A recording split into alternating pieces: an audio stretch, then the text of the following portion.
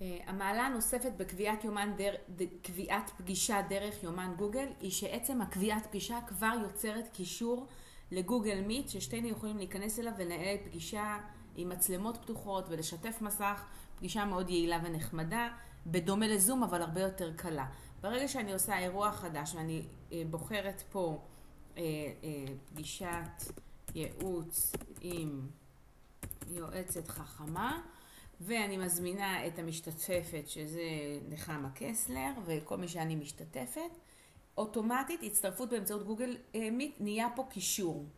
שמירה, היא מקבלת את ההזמנה, נחמה קסלר, שליחה, ועכשיו ברגע שפה יש קישור אני פשוט נכנסת פה, הצטרפות באמצעות גוגל מיט, לוחצת ונכנסת לפגישה בגוגל מיט. אז בצורה כזאת מאוד מאוד נוח לי, גם היא, גם אני יודעות, זה נמצא לנו ביומן, וגם יש לנו קישור להצטרפות באמצעות גוגל מיט. אני לוחצת פה, נפתח הגוגל מיט, הוא מציע לי מצלמה ומיקרופון, הם כרגע חסומים כי הם בשימוש, ואני עושה הצטרפות, ואני נמצאת עכשיו בתוך הפגישה. בהצלחה רבה.